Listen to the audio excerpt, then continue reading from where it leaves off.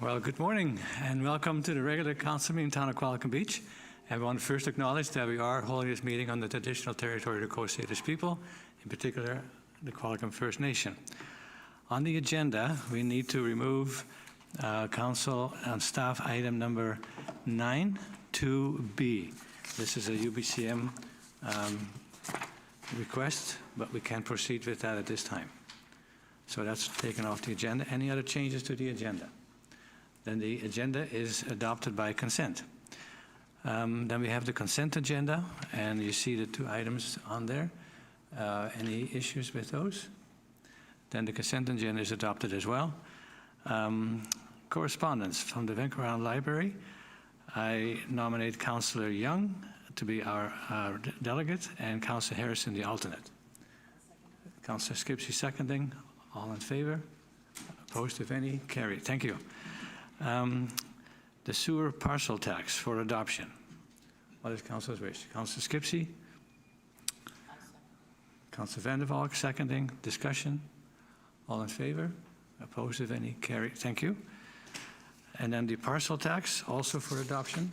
Councillor Skipsey, Councillor Young, discussion, all in favor? Opposed, if any? Carried. And the water rates and water parcel taxes. And there are 2 items for adoption. Councillor Young, Councillor Vander Valk, discussion, all in favor? Councillor Skipsey.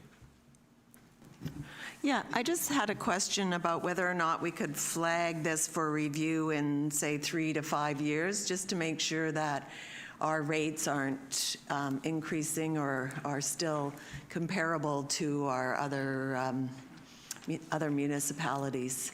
Because with the 3% inflation, it just, in 5 years, that's 15%. And I just wanted to make sure that we make sure that we stay in line. Yeah, and we also have to consider the cost of maintaining those services. So it's been moved and seconded. Further discussion? All in favor? Opposed? Carried. Thank you.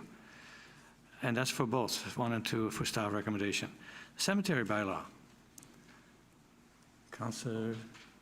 That was when I was Councillor Young. Councillor Vander Valk. Discussion? All in favor? Opposed, if any? Carried. And then the miscellaneous. There's a bunch of items on there. There's 4. Did council intended to pass those all 4 at the same time? There's nothing to separate that out? Seeing none, then all 4 have been passed. Government. I just want to report briefly on a meeting that was held with Councillor Skipsey and the ICF manager, Thomas Bevan, about the crossings, railway crossings. And Director of Planning, Mr. Sales, was there as well, because we all know about the frustration people have having to stop at these crossings when we know there's no train. So we're going to be working on a memorandum of understanding to deal with that issue, and also having, in some cases, a trail next to the rail. In particular on Harlech, where we try and increase parking, but there needs to be a safe passage from Beach to Memorial to hook up to the crossings that we're planning to build on Memorial to get to the other side where the farmers market and other activities are. So that's just an update. And we're working with Mr. Sales and Mr. Bevan to come up with a memorandum of understanding that will be presented to council at a future meeting. Councillor Harrison is not here, but there is a motion there, and I think, in respect, I think we should leave that in case he comes in late. And if not, we'll deal with that at the next council meeting. But I just want to point out that the deadline, the closing date, is March 31st, and the money has to be raised, I think, at the end of January. So for us to do this is going to be difficult, if at all. So we'll deal with that at another time. Parks and Recreation, Councillor Skipsey. Thank you. Yes, my report is in the agenda. There are just a couple of things I was going to mention. Of course, Moonlight Madness is tonight, and I think people are aware of that, and maybe others will be speaking to that. Also wanted to give a plug for the Biosphere Awareness Day. That's the first time this event's happening. It's about community connections, and it's going to be taking place Thursday, December 4th. Open to the public from 3:15 to 4:15, and that's at KSS at the school. And there's an opportunity to learn about community programs and services, meet local nonprofit groups and government agencies. Members of council will be there. Explore volunteer and training opportunities, discover how we're advancing the UNESCO Sustainable Development Goals. And anyways, I think it's going to be a great event. And I just wanted to mention, too, that I was very sad this morning to learn about the passing of Dwayne Round. And I first met him when I was the liaison with the Oceanside Development and Construction Society, and he was the president there. Always made me feel welcome. He was also the president of the Parksville Community Center. I think he served at least one term on council. And he was also responsible for getting the pop-up recycling going that's happening in Parksville. So a real community builder, driver, and I know he's going to be missed. And if it's appropriate, I think it would be nice for council to send a letter of condolence to the family.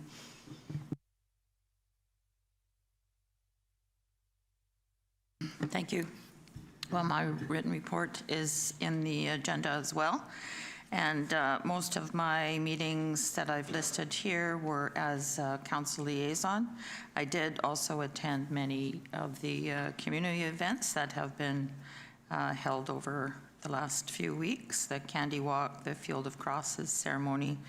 And I did also attend a workshop that the Qualicum Beach Collective held regarding an initiative to see Qualicum Beach be recognized as a blue zone in terms of community health and well-being.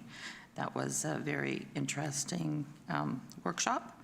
And I was the town representative for the opening ceremonies for the Scottish Women's Tour to Canada at the Qualicum Beach Curling Club, and that was a lot of fun. They were a very enthusiastic group, and I think really appreciated being in Qualicum Beach. And that's it for me. Thank you. Thank you. Councillor Young. My report is also included in this agenda, and there will be follow-up reports on what I've been doing in the last couple of weeks. I did attend the Healthcare Summit in Nanaimo for the one day. I also attended the Vancouver Island Economic Summit. That was a 3-day event in Nanaimo. And just more recently, Scott Harris and I also attended the Councillor Harrison and I also attended the BC Affordable Housing Conference that was in Vancouver, and I will report to that in a written report for next council meeting. Thank you, Councillor Young. Corporate Services, Ms. Vinson. Thank you. So I'm just going to pass this through to Trudy Coates, to the chair, to you. This is a committee and commission review phase 2 recommendation, the first update of that. And Ms. Coates has worked on this project and would like to report out on it to council. Yes, I know the report, well done, and it's mostly self-explanatory, but do you wish to make any additional comments? No, I'm here and available for council if you have any questions, and looking forward to presenting to you part 2 next. Thank you. So, council, there are a number of recommendations. Could we start with the first one regarding the policy? And I think to have a policy regarding this is very important, because often people think that as a liaison you have to advocate for the organization that you've been asked to work with, or other things that not really your position. So the policy lays that out very clearly. Well done. So I would move the first recommendation regarding the policy. Councillor Skipsey seconding. Discussion. All in favor? Okay, passed.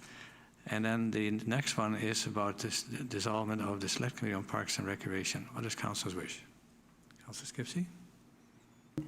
Yeah, I'm prepared to move the recommendation. I am a little of two minds on this one. In 2014, I ran on reestablishing our citizen committees because I recognize the value and importance of hearing from the community. However, this committee is a little different in that the RDN looks after much of our recreation services. So I just hope that perhaps in future, if there's a specific item that comes up, that perhaps we could, the mayor could strike a standing committee or a task force, similar to how the OCP committee currently operates. I think that would be helpful. So I will move the recommendations as presented. It's the number 2 recommendation. Councillor Skipsey, Vander, Valk seconding. Discussion? All in favor? Opposed, if any, carried. And number 3, and that kind of speaks to what you were referring to, Councillor Skipsey, about host an annual public opportunity. And if there is an issue that comes up, like the skateboard park, where it's something specific, we can have a task force or a select committee just for that purpose. Councillor Skipsey, Councillor Vander Valk, discussion? All in favor? Sorry, go ahead. I just had one question. In the report, it talks about not allowing electronic participation, and in our Beach Day Committee, that has been utilized in the past quite often, because there's representatives on that committee who are part of like the business community, the Chamber of Commerce, or have other roles, and so it's far more convenient for them to participate in that way. So I just wonder about the implications of that. Okay. Is Ms. Coates? Yes, thank you for the question. From the review, we certainly recognize that it had been occurring in the past. We believe it had been occurring based on the order that came out from the province during COVID, allowing for electronic participation. But once that order lapsed, then there is no legislation providing for that. The report speaks to the fact that Council could, the next time you're considering your amending the council procedure bylaw, you could consider at that time if you wish to make such an amendment. It's something I think staff would need to bring forward some information for you to consider about what the administrative, not cost, but the work that is required for that to occur. Yeah, I agree with Councillor Skipsey. Sometimes people cannot attend in person, but they could attend via Zoom. And so could we ask staff to bring back a solution to that, where we could accommodate some people who want to participate in these committees via Zoom? Yes, and just for clarity, the only way it would be possible would be by amending the council procedure bylaw. Yeah. The community charter is quite clear on that. Okay. Councillor Skipsey, would you like to make a motion for that, to that purpose? Ms. Svensson? We have a motion on the floor, so could we do that motion first? Yeah, we could do number 3 first, and then we'll deal with the participating on Zoom. We'll vote on number 3. All in favor? Opposed, if any? Now, if we can make a motion to ask staff to prepare for an amendment to the procedure bylaw to accommodate people on these committees to participate via Zoom. Okay. Okay. Well seconded. Discussion? All in favor? Opposed, if any? Carried. Thank you. And then the rescheduling November 26th meeting. Ms. Svensson? Sorry, just number 4, that council directs staff to host an annual public input opportunity at a committee that we have a need to move in. Well, that's number 3. We did pass that. Oh, pardon me. Sorry. Yeah, it happens to me all the time. That's okay. So rescheduling November 26th to, okay. So, yeah, right, thank you. Seconded by Councillor Vander Valk. Discussion, all in favor? Opposed, if any? Carried. Thank you. And then the announcement of closed meeting notices and motions. That's all in our agenda for information. Brown Property Preservation Society. And it's a deal with the fire department. So I thought perhaps Mr. Cornell could speak to that. Thank you, Your Worship.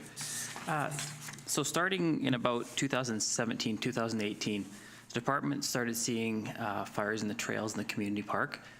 So in that time, we did 2 fires in the trails itself, so on the chip surface. The town parks crews moved those trail surfaces over to a gravel trail. We have yet to be back to those trails to deal with any spot fires. So that was the direction, the kind of the data we used to provide the removing of the chips and go to the crush. We have been to the Brown property a few times, once in 2006 and 3 times in 2017, for fires that our crews actually had to stretch a line off a truck to put out. We have yet to do trail fires in the Brown property or in the Heritage Forest on the chip trails, but we have done fires next to the trails. By moving to a crush or some type of stable surface, it's going to allow a fire break and those trail fires, if they were to happen, to not spread into the forested areas. Thank you. Councillor Skipsey.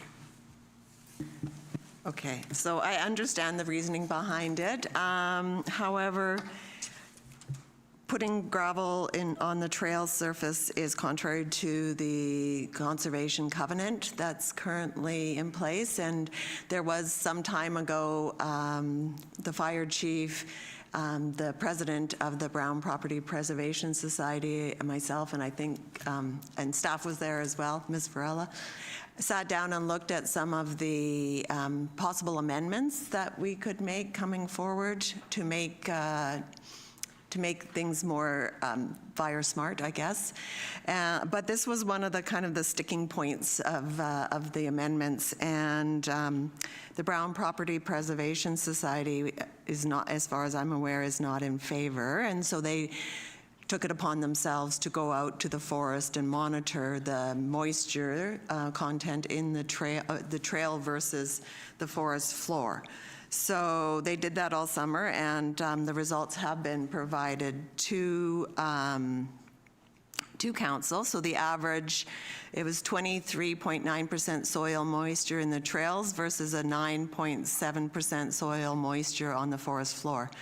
And I guess this surface is also used for many different trails throughout the province, like at UBCM and other areas of conservation. So I guess the issue is that if there isn't agreement, then there's a different process that we have to go down, which involves mediation and maybe an arbitrator, and it could be long and it could be costly, and I would be not wanting to put the town and our taxpayers through that process. So I would like to introduce a motion that council support the continued use of wood chips for the trail surface as per the Heritage Forest Conservation Covenant and Management Plan until such time as there is an incident of concern that would warrant a review.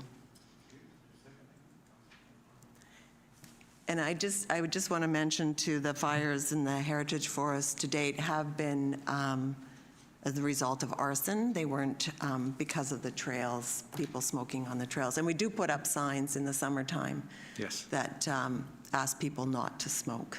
Thank you. Well, I think the work from both fire chief and the volunteers who measured the moisture content. Ms. VIRL.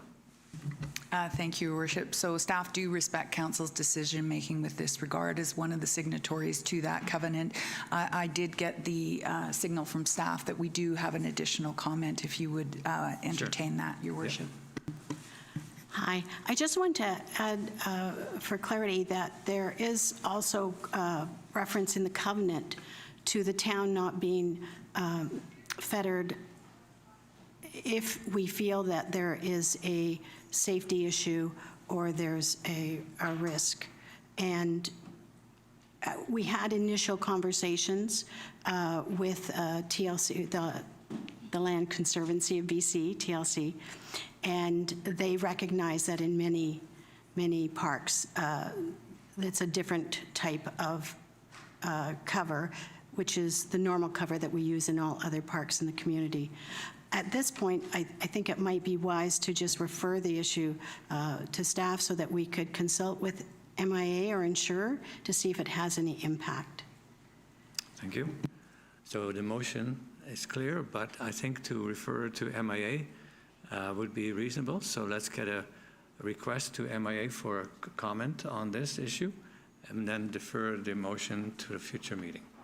So the motion is deferred to a future meeting, and the request is for MIA to comment on this issue. Is that okay with everybody? Thank you. I think we've got it, Trudy. Okay. Thank you. It'll also be referenced in the covenant report in the phase 2, part 2 of the committee reviews. Thank you. Do you have the motion, Ms. Svensson? Thank you. All in favor? Opposed, if any? Carried. Thank you. And the next item was withdrawn. But now that Councillor Harrison is back, we can deal with the Hamilton Marsh issue. We didn't deal with that. Sure, thank you. And sorry, it's been a very long week. There's some things I'll tell the mayor afterwards, but also too, we also had fire inspections in my apartment starting at 9. Oh. And if I don't show up, I have a huge fine.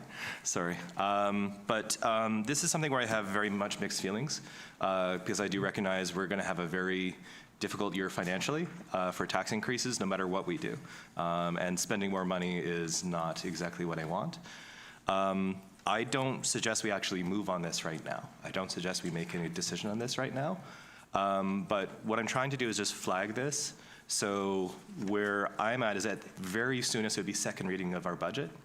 But the idea would be that this is a backstop if all the private fundraising efforts from Ducks Unlimited and all the other groups, all of council was at the Ducks Unlimited Gala, but if they were $700,000 short, or if they were $1.5 million short, it would be a real shame to be that close and then have everything fall apart at the last minute. So this is just sort of like, I think there's a good discussion here. I don't feel comfortable advancing this now. Also I know some people have approached me and said, there's other things you can do with Mosaic. I'm not sitting at the RDN board, so I don't know. I know some people have had some very creative ideas for a potential future offer, but again, I'm not privy to that. I just think that right now, Mosaic is more motivated than they've ever been to sell. But I just suggest deferring this. I should let other members of council speak to this. Sorry, my apologies first. If they're virulently opposed to this, and the majority is automatically opposed, we shouldn't even defer it. I think because it's your motion, if you want to defer it, that's your choice, and we can deal with that. I was just thinking if members of council, once we make a motion to defer, you can't speak to the issue itself. So if they wanted to speak to the issue, I don't want to be on the wrong side of other members of council, because again, if 3 members of council say, I don't even think we should consider this, we're putting in money through the RDN, I think that's fine. Okay. That's totally fair, and I wouldn't want to waste staff time, essentially. Thank you. In that case. So I'm just curious what other members of council think. Does anyone else wish to speak to this? Councillor Skipsey. Well, I wouldn't be supporting the motion because there's already a process in place for the acquisition of regional parks, and the town of Qualicum Beach contributes to that. And if people from the town are really supportive and want to donate, then they can do that on their own accord. I don't think we need to do this on behalf of all the taxpayers. So I've just given our financial demands, and I just don't think that it's appropriate to do this at this time.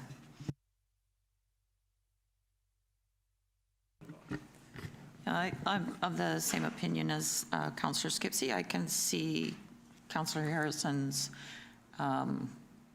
quandary, I guess. If there isn't enough money raised, it would be a shame to lose it over, I suppose, a relatively small amount of money.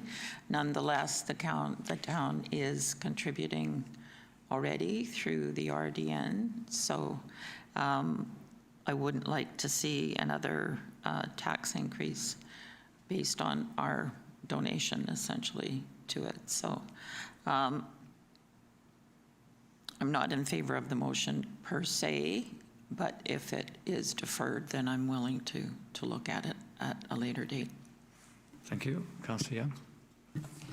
I just wanted to say thank you to Councillor Harrison for bringing this up to let us all know the urgency of supporting this initiative. And but I would like to see not the town spending more money, but just individuals. Please donate, and you get a tax receipt. Save Hamilton Marsh. And of course, the other issue, you're probably aware that the deadline is March 31st, but the money has to be raised by the end of January. I had some. Well, I explained how we got to the Eagle Crest Golf Course by saying, well, we're not going to raise taxes. We're not going to do a major fundraiser. We're going to sell a portion of it to raise the money. Is there a chance to carve out a few pieces that I think would be practical in a certain area to raise the money to pay for the difference? So there has been different options considered, but so far they're not taken up on me on that. So we'll make a motion to defer is appropriate. Yeah, in that case, and I do hear what my other members of council are saying too, because again, I think there's very strong reasons to not support this, and I don't disagree with that. But I would, if I just may through the chair to staff, when are we expecting to do second reading of our financial plan? Or at least first reading? Because I'm just thinking probably like mid-December at the earliest, but to the mayor's point, there's a firm deadline of the money has to be available, and so whatever the decision is has to be before that. And you wanted to hear what the council thought, and they're basically saying, no, we're not supporting another increase in taxes, so it may be all an exercise in futility, creating extra staff time and anxiety from people saying, you're going to raise my taxes more, so we can stop it now, if you want. Well, I think that's up to council. I still think that it's hard because I don't have an update from Ms. PC on the exact thermometer amount. I know the Ducks Unlimited Gala, they mentioned they had $2 million of funds just through Ducks Unlimited. But again, I don't know where we are. And the whole point is because this is not an immediate cash transfer, it's scheduled over years. The whole idea is that keeps our tax increase lower over multiple years. The RDN would have to have a subsequent meeting to change their amount, which is not something you can just do, I think, on a whim. So it's a bit of, the timelines are not fortuitous on this. So I'm of two minds. Personally, I wouldn't mind deferring to like maybe mid-December. Well, you wanted to talk about it during the budget presentation, so why don't we leave it until a future board, to a future council meeting where we have the discussion about the budget. I think that'd be reasonable if you don't mind. Okay. Thank So you. the motion is to defer this to our budget meeting. The first or second, doesn't matter. Sure, I'll move that, the deferral. Okay. Thank you. And I second that discussion. All in favor? Opposed, if any, carried. Thank you. And then we're back at the Planning and Community Development. Mr. Sales. Thank you, Mayor Westbrook. The first item under planning today is consideration of a Section 57 notice on title for a property at 3336 Island Highway. A notice on title is effectively a tool to provide notice to potential future owners that there's a bylaw contravention on the site.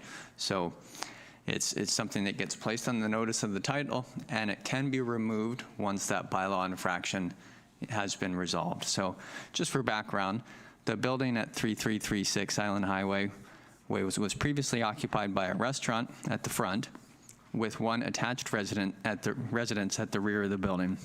The current owners completed alterations to the building by removing the restaurant and creating a new residence in the front, splitting the residence in the rear into two dwellings without building permits, approvals, or compliance with the town zoning.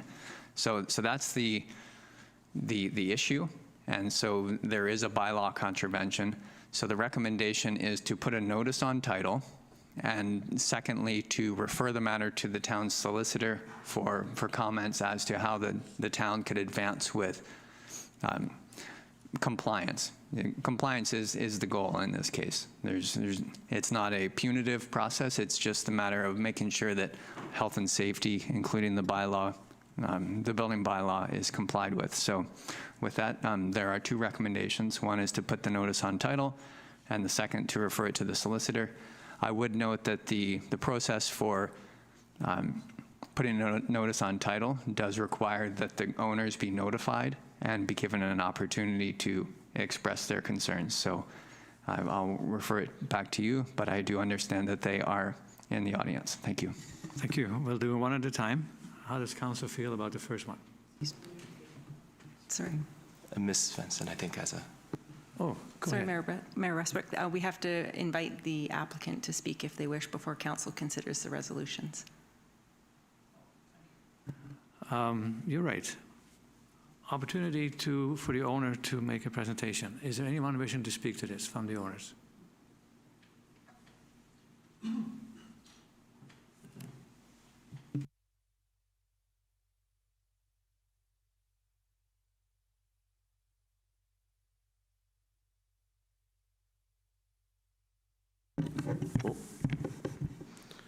Hi, good morning.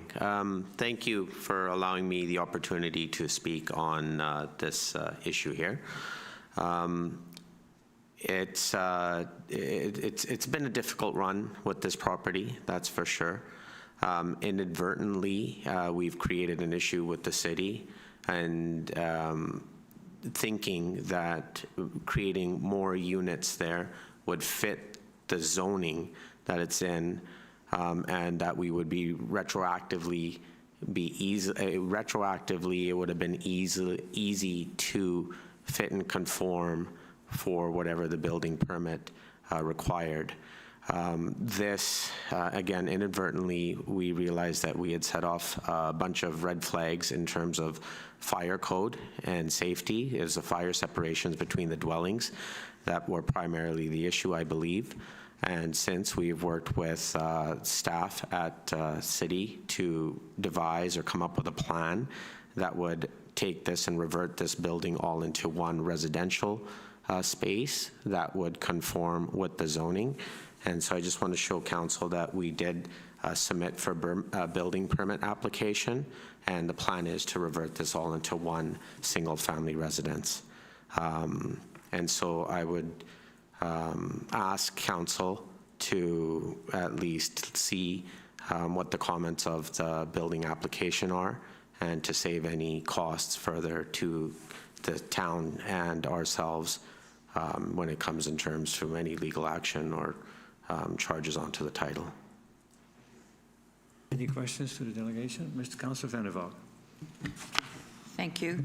I see in the notes that we have in our agenda that you have applied for, I think, a few different permits or zoning amendments, and your applications have not been complete, and the fees were not paid.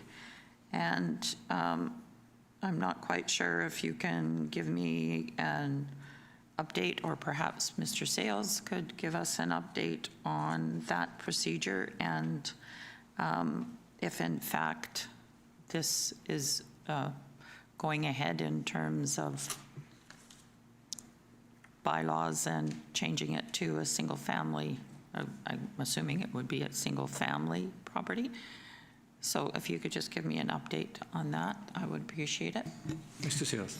Yes, thank you. So the town has received the material that the delegation is referring to.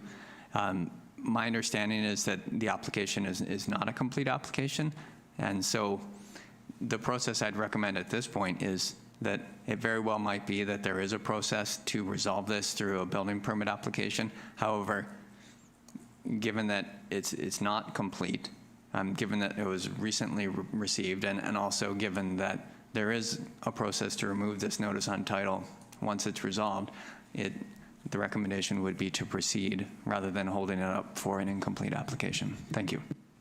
Thank you. Any other comments? Councillor Skipsey, Vander, sorry. Go ahead. You good? Councillor Harrison.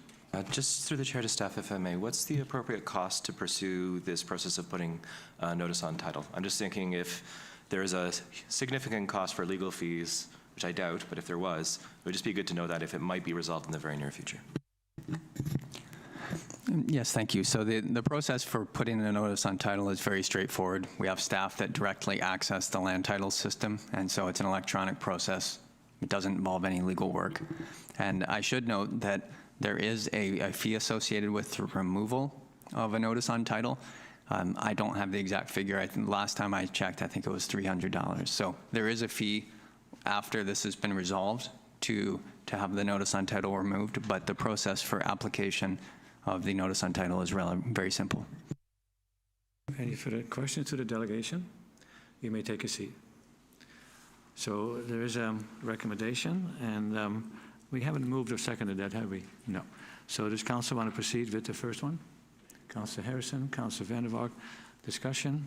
Councillor Harrison. And I do understand there's a $300 fee associated with getting the title off. I just think that it's good to be consistent, and I'm sure I do hope that everything is resolved, and there is a way we do this without going through this, but I would not like to get us into a position where we're always trying to amend based on some recent submissions that maybe we don't have all the information for, and it puts everyone in a very difficult place when we're making a decision.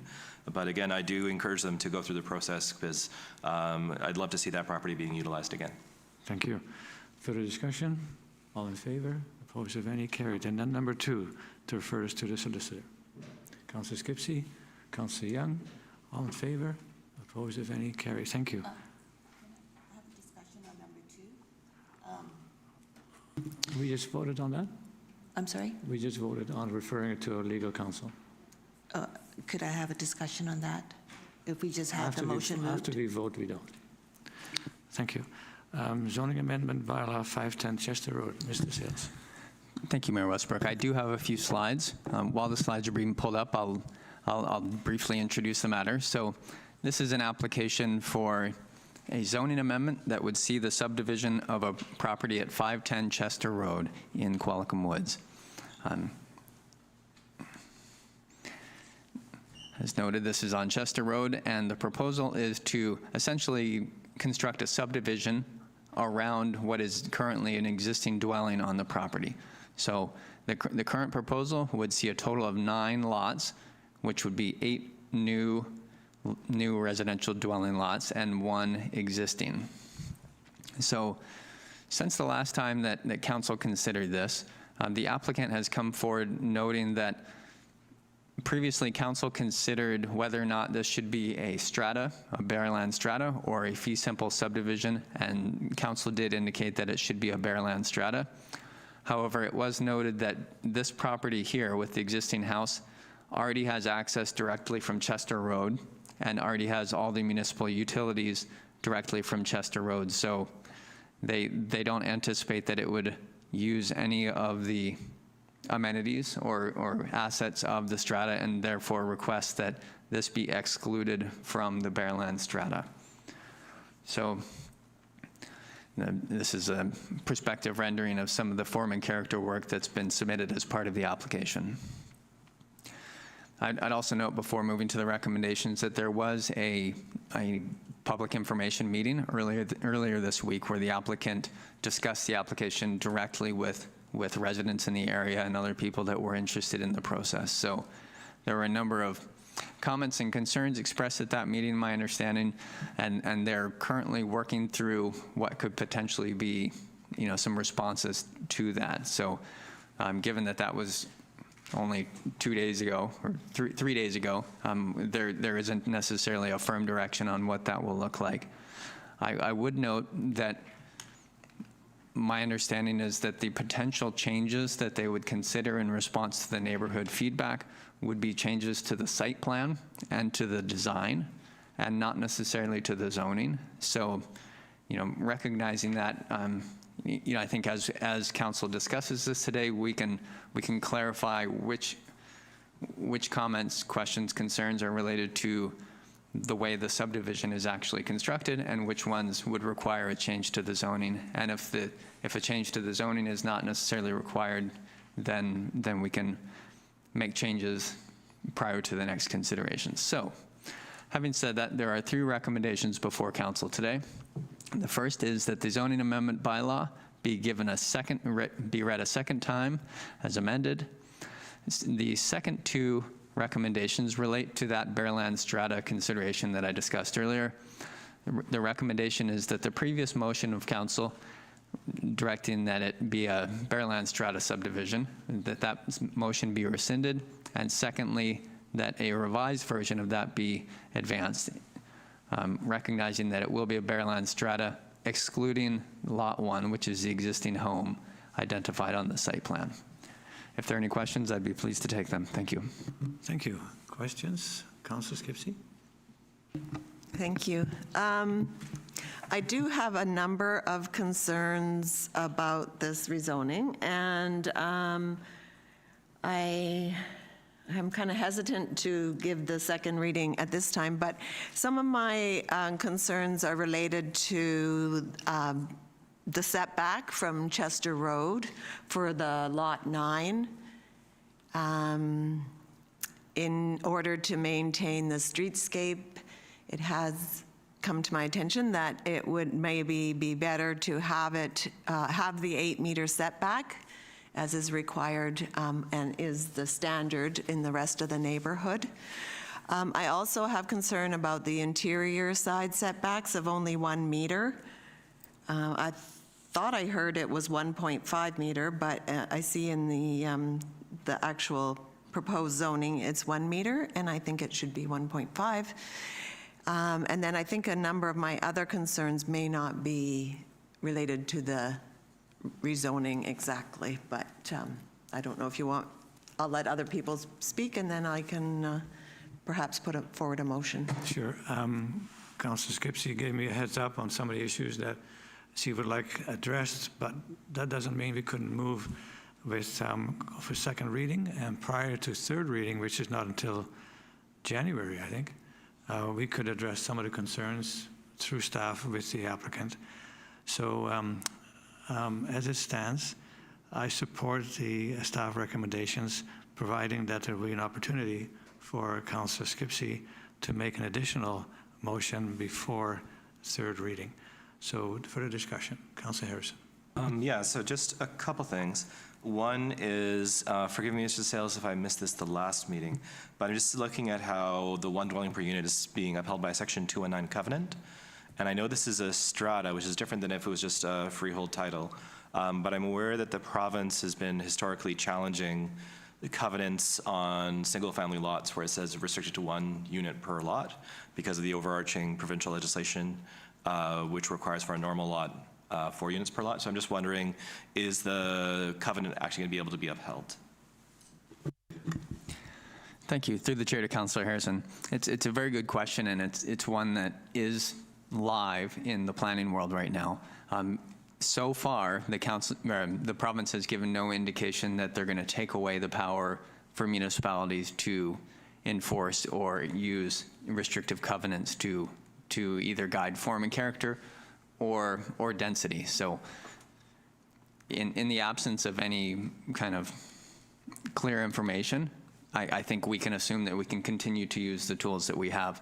The site standards and guidelines that were provided by the province in 2023 didn't give any indication that they were planning to remove the ability to use covenants. So with the information available at this time, I think the covenant is still a tool that can be used. And I would point out, too, that to your point, a form and character covenant, I've heard nothing about the province attacking those. It's just the ones which specify the number of units on a residential lot. So if we have a form and character covenant, potato, potato, same outcome. The only other thing I just caution, if we start looking at some of the interior setbacks, it is 0.5 meter, essentially, is the variance between what was previously there. It may have significant impacts on the building, though, because if you look at the actual buildings, they're relatively close to that setback. So it would be good to get some feedback from the proponent, maybe if staff have heard what one member of council has thought, so certainly they could probably talk with the proponent, because I have a hunch that would have a big impact on the buildings, and I'm not sure what that is. But this is just second reading. This is not third or adoption. So it's perfectly reasonable for members of council to ask questions and say, can you do this? But I do want to highlight too, I know there's some folks in the neighborhood who I know who have a lot of concerns about this, but this is ultimately gentle density. If you looked at a lot of the lots that have been created now in town, this is essentially the number of units you're going to be looking at, and smaller yards, slightly smaller homes is going to be something of the new normal. And when you look at your assessment and how much value is with the land, which is the majority of the value of any home in Qualicum Beach, is your land. Smaller lots of land for homes is how we get slightly better affordability. It's not going to be deeply affordable. You just can't do that in the private sector without massive subsidies, but it is a little bit better. So it's gone through the APC. I saw what the APC's comments were, and I think we still have the ability to put a covenant on it through form and character, so that's good, because I would share the concern it would be subdivided further. I'm not sure it's saleable. Last thing on that point too is that I wouldn't be too worried about people trying to put 4 units on one of those lots, because I remember the discussion when the province was looking at Bill 44 and 43. The state of California was the first jurisdiction in North America to say, thou shalt have 4 units per lot. except they forgot to discuss how big the units would have to be or how big the area coverage would be. So the municipalities that didn't want to do that and wanted to log jam everything with that would say, okay, you can build 4 lots, but you can't change your square footage on the site at all. And so when it was like a 400 square foot unit, no one built that, because why would you spend $400,000 for, you know, a tiny little mini apartment almost? I wouldn't worry about that being an outcome, but yeah, I do think second reading is reasonable at this time. Sorry about that. A bit of a long diatribe. Councillor Vander. Thank you. I'll probably be quite brief. I do agree that we need gentle densification. I think that this is an opportunity for that to happen. But I also know, because all of council has received correspondence from residents, that there are quite a few residents that have quite a number of concerns. And so we do definitely need to find a happy compromise. And that would be my concern, is that we do have the opportunity to do that and make sure that the applicants are aware of what the residents' concerns are. I know that they did hear quite a few of their concerns at the public information meeting, but I would like to have some indication of what we think the proponents should be looking at and discussing in terms of, and making changes in terms of the concerns of the residents. Councillor, yeah. I'm just curious, this kind of gentle density in that neighborhood, does that affect the real estate value of other houses on that, in that area, on that block? Mr. Sales? Thank you. Through the chair, that's not information I have. No. Yeah, thank you. And to clear what might result after we pass the first 3 motions, I invite Councillor Skipsey to read out the 4th potential motion to address some of the concerns that we've been discussing. So go ahead and read it out if you like. Okay, that the following information be referred to the applicant for possible amendment to the site plan prior to 3rd reading. An 8-meter setback on the property facing Chester Road to maintain the neighborhood streetscape, interior side setbacks of 1.5 meter, consideration of the number of properties, clarification of what will happen with road right-of-ways, could be used for lay-by parking or green boulevards with street trees, but not both. The applicants look at the impact of the roadway on properties across the street facing the development. If the applicant would be agreeable to eliminating the option for home businesses, that a copy of the written correspondence from the 27 neighbors received by the town as public correspondence on September 8th, 2025, be provided to the applicant. So this will be discussed or considered after we deal with the first 3 that's in our agenda. Perhaps you could put them on the screen, what those 3 recommendations were. Nope. Thank you. So any further discussion? Councillor Harrison. I just want to point out too that I'm not certain that the property values of adjacent properties is really our lane. That's the homeowner's lane, fair enough. But when you're doing regulation, it's about the OCP, the actual zoning that we're looking at, and we're more of a regulator. We're not really realtors who are looking at maximizing neighbors' property values. That's not really our lane. I mean, if they have reasonable concerns, that's fair, but it'd be more about things like safety or setbacks or things like that. Yeah. And if it's explicitly about real estate value, if you build this, my real estate value will go down, that's not our lane, or at least it shouldn't be. I'm not aware of any local government where that's set out in their OCP as we will preserve your property value. If staff want to correct me if I'm wrong on that, by all means, but I'm not aware of that ever being a prominent consideration in most local governments. No. And Director Sales already commented on that. So without further ado, can we ask for a motion on the first recommendation? Councillor Harrison, Councillor Vander, seconding, discussion. All in favor? Opposed, if any? And number two, that we rescind the following motion, that staff proceed with 510 Chester Road as a BYLAWS and strata subdivision for council consideration. Councillor Skipsey, Councillor Vander, discussion. All in favor? Opposed, if any? And then number three, council proceed with 510 Chester Road as a BYLAWS and strata subdivision for council consideration, excluding Lot 10, existing home as identified in the site plan in the attached plans for the November 20 staff memo. Councillor Skipsey, Councillor Vander, discussion.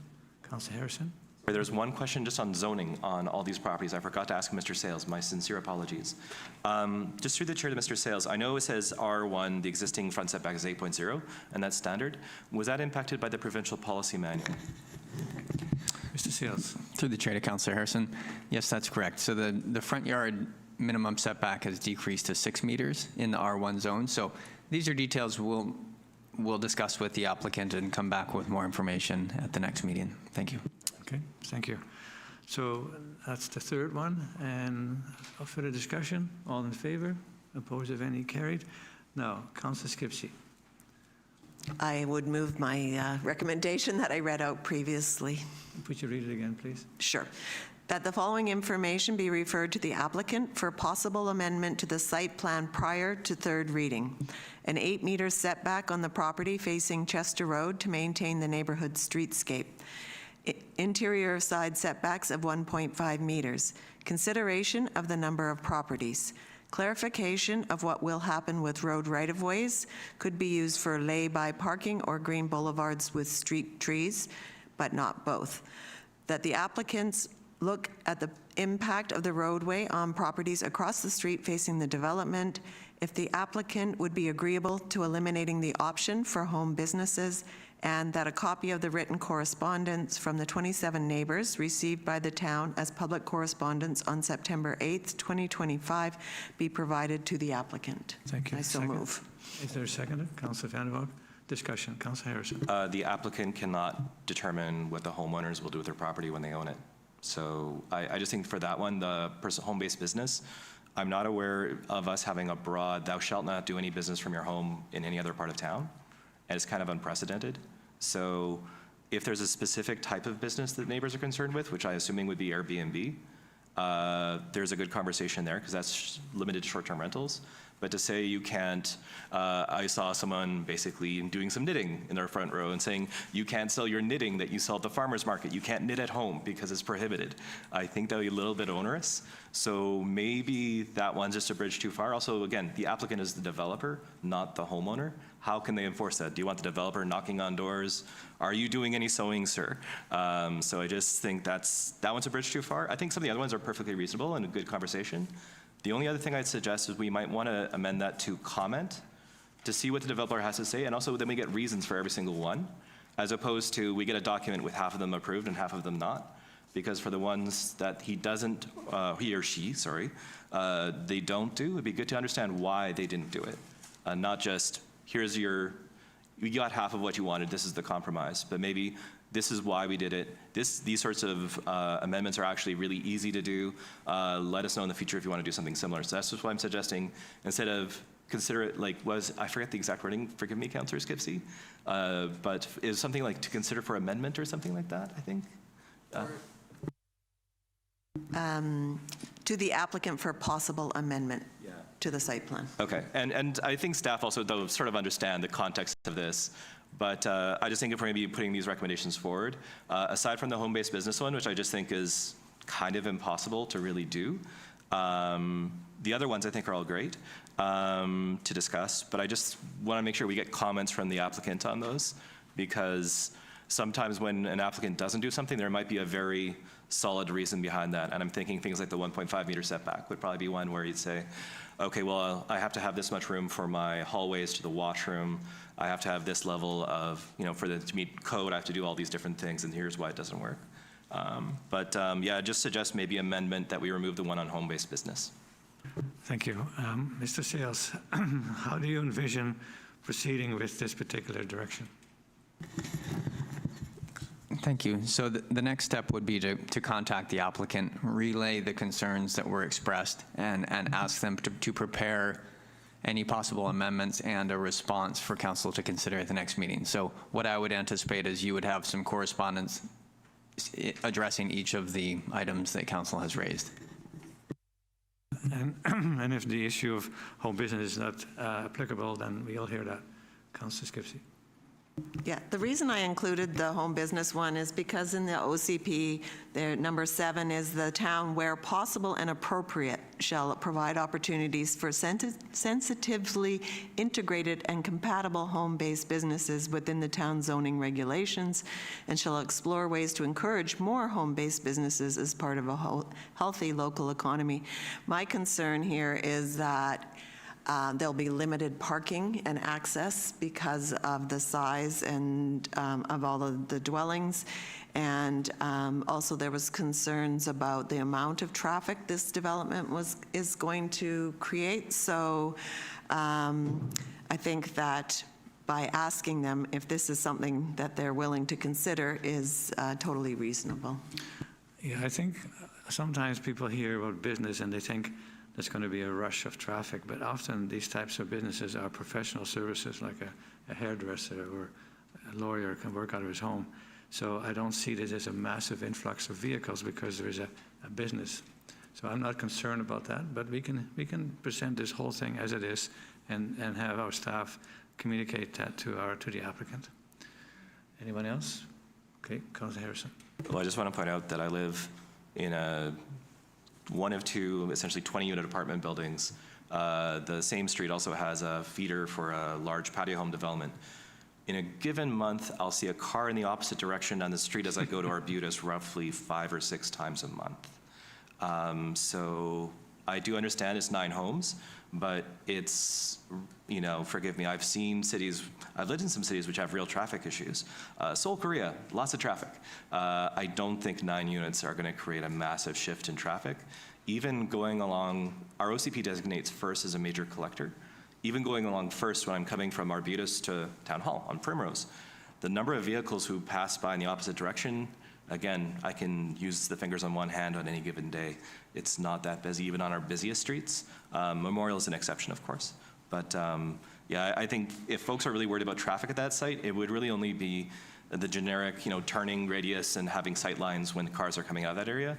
And I don't see enough, I don't see a whole bunch of hedges right at the edge of the property where it would block people's views of cars turning out. So yeah, I just, and then also too, I can't, if our OCP says we're supposed to support home-based business and then we're saying you can't do home-based business, it seems to me to be a bit of a conflict. So I can't support it because those things are still there. Well, it is quite appropriate to make an amendment that the bullet regarding home-based business can be taken off. Make that amendment then, that be removed. Okay. Is there a seconder for that? I'll second that. Discussion. All in favor? That's on the amendment. All in favor? Opposed? So you were in favor to withdraw? Yeah, okay. So the motion carries to strike the bullet about the eliminating of the option for home-based business. As amended, the motion presented by Councillor Skipsey.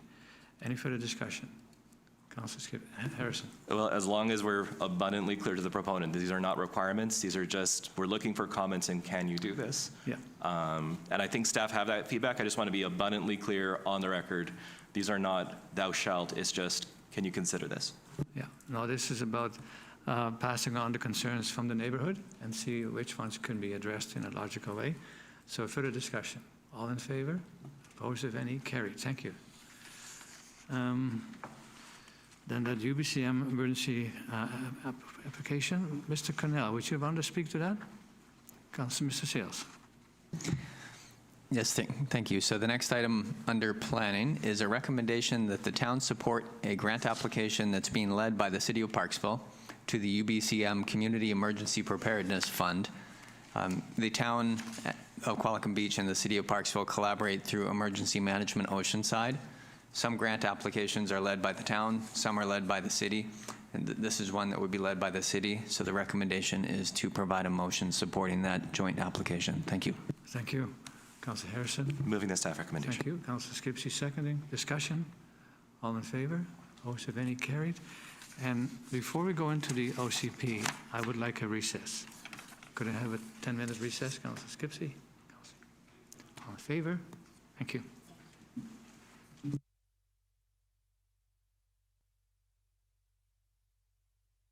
So the last item on the agenda is the OCP review, and there's a number of staff recommendations. First of all, I'd like to commend Council for working through the details of the OCP on the November 5th meeting with Councillor Harrison in the chair. Well done. I learned from one of the best. So does that mean you're moving second reading? Yeah, sure. I'll move second reading for this. Thank you. Councillor Young seconding. Discussion. Councillor Harrison. So there was a point made by someone who's in the audience, Tim Pritchard, in an earlier email. I don't know if it's an email to my personal account or my council account. Sometimes he sends them to both. Yeah. But the broader point was just because I think it's an excellent point, which we all should think about, is that the first meeting was very much, let's correct all the typos. So I don't want to do that again, because that is very tedious and takes up a lot of time. But his point was, there wasn't a lot of discussion on where do we think as council the town should go in 20 years or in 30 years? What is the long-term vision for the community? And does the OCP reflect some of our concerns at that point? So I'm just flagging that because I think it's a very good comment. This is only second reading, so it's not final. We are going to hear from the public as well. But I do hope as council, when we start thinking about anything we're concerned with, maybe instead of some of the more fine point, like I know in the last meeting we had a lot of debate of, do we call it a village? Do we call it a small town? Do we call it a town? Yes, there's a good debate there, but maybe the bigger thing is, do we have enough density to meet the needs of our population for certain uses? Do we have enough commercial space to allow our small businesses to thrive? Are we looking at an equitable distribution of taxes with the land uses we have? Things like that. So I just wanted to flag that for all of council because I thought it was an excellent comment from a citizen. I have a hunch he sent that to my Gmail account, not my Qualicum Beach Council account. So I just thought everyone should benefit from that, just to think about it for the next few weeks. And I don't think there's anything secretive about that, but you listed all the questions are passed on from Mr. Pritchard. Will there be another APC committee meeting, Mr. Sales, before the next reading? Thank you. So the current schedule for the OCP has a public hearing on December 3rd, and so then council would consider potentially third reading at a subsequent meeting. The timeline is scheduled to have adoption occur before the end of the year, so it's pretty tight in terms of scheduling another committee meeting in the interim. Yes, but the questions about longer-term view, I think some of them are in the OCP, but perhaps now that we know some of the concerns raised about whether we have enough, and it's pretty hard to predict the future, especially when you have a provincial government that drops these czars on you and say, well, you shall do this now, and changes everything. So it's hard to predict what may happen next. There could be a slowdown in the economy, there'll be less building. I know nationally there is a reduction in housing starts, so things can change all the time. So it's hard to predict where we want to be. But I think what most people have said in the questionnaire and in past communications is they would like to maintain the village character of our town. Further discussion, Councillor Skipsey. Well, I just wanted to mention that also the sustainability plan really is a visionary document for the town, and it goes out 40 years. It goes out decades. And it's good to go back and read it, actually. It's quite inspirational every once in a while to check in there. And it hasn't really changed that much. I think it's still as relevant today as it was when it was written. Maybe some of the figures, the targets need to be changed, and I think that's actually more in the action plan, but the document itself, the sustainability plan, is a visionary document. But I just had a question. To me, it looks like it's exactly the same document from the previous OCP, so it's the sustainability plan, but this time it's being called the interim sustainability plan. So I'm curious as to why that is. Mr. Seals. Thank you. Through the chair to Councillor Skipsey. So yes, what was previously the sustainability plan in the OCP is now a standalone document that will be the sustainability plan. It's currently labeled interim, and the reason for that is we have heard from a number of residents in the last few years, especially highlighting that although the sustainability plan is still very relevant, many of the points are still up to date, there are other elements that really should be looked at. So interim was a way of labeling it to say, we need to get to this and do a review at some point. However, if council wants to make it, to remove interim, that's entirely fine too. It's just a terminology to note that it does need to be updated.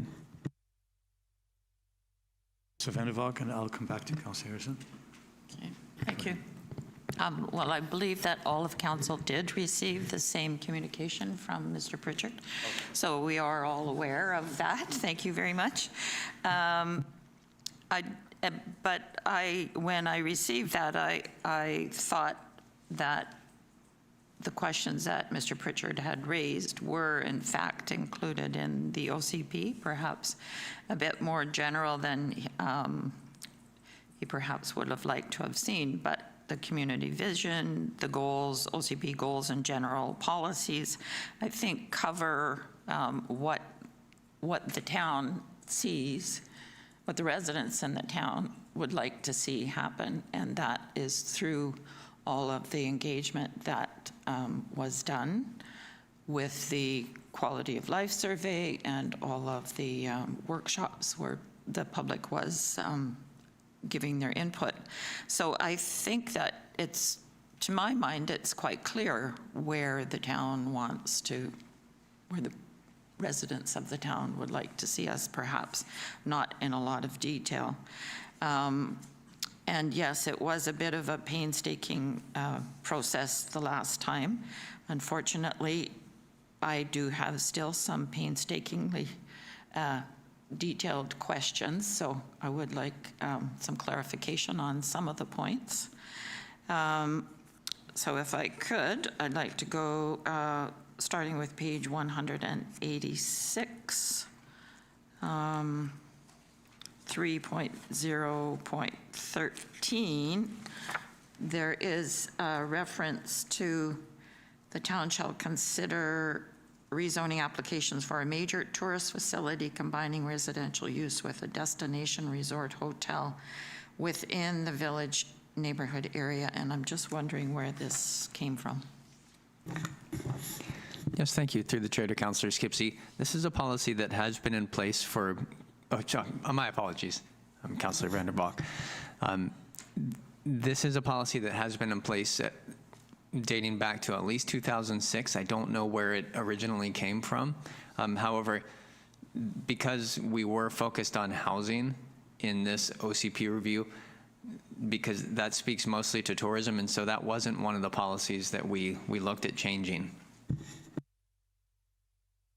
I think it started when we bought the bus garage site, that it may be an opportunity for having some tourist accommodation there, right in the center of town. Obviously, we have great benefits for the businesses, but also be a facility that would attract the different events. So I'm just wondering then, because it's difficult to kind of order what's new and what's old, based on we've had the emphasis being on housing. That's the priority. So I don't know if there's a way to make that easier, or to just say this is old and this is new. You've done that a little bit in terms of the changes from the first reading to today, to the second reading. What are those changes? But it's still, I have a lot of questions about what's in there that really hasn't been part of the review that we've done. And is there a way we can manage that more seamlessly, or without it causes problems for me where I have to ask, where did this come from? I don't know anything about this. So is there a way to update that so it's clear? Can you be specific? What concerns you? Well, a lot of things, like all the points that we went through at the last meeting, and this one, where if I'm looking at this, and it's like, I don't understand where that came from or how that is in effect for the OCP, because it's from the past. It's not part of this review. So this review, we've kind of reviewed parts of it, but not other parts. And so I'm just asking, is there a way to make that more clear to people that are reading the document? Mr. Seals. Yes, thank you. So it is very important to be transparent in the ways that the document has been updated. So prior to first reading, there was a document created that essentially for every clause in this document, it says where it came from, whether it was a new change or whether it was a pre-existing policy in the old OCP or it's current OCP. So that's one kind of way of tracking changes. If you want to know what happened between the old OCP and this current draft, that document shows you clause by clause where everything came from. And then secondly, what happened between first reading and where we are today. That's another really important checkpoint so people can see what changed. So the way that staff have provided that information is slightly different because the changes were more minor. They were more like specific to wording changes, slight modifications here and there. So we used what's called track changes in Microsoft Word to do that. So once again, we outputted that document. That's on the website. So the long story short, if you want to find out what happened prior to first reading, there's a document on the website that clearly identifies that. And that was also provided to council at the previous meeting. So you could refer back. To track changes between first and second reading, there's another document available on the website that shows every change. Thank you. So that kind of answers my question, and I understand, I know that that information has been provided in that format. I suppose more my question is, for example, this that I've cited, 3.0.13, is that then, given the review that we've done, my question would be more, is that then still a valid, considered to be a valid goal or concern? Because we haven't really reviewed those things. Thank you. Through the chair to Councillor Vander. Any policy that's in the OCP is still current. They don't expire. There's no best before date for policies. So unless council were to change it, then yes, it is applicable to the current situation. The reason that it hasn't been reviewed is simply we didn't have an opportunity to discuss it with residents, and so at this time, staff would be uncomfortable recommending removal or modification of a policy that we just didn't have the opportunity to talk to our residents about. Thank you.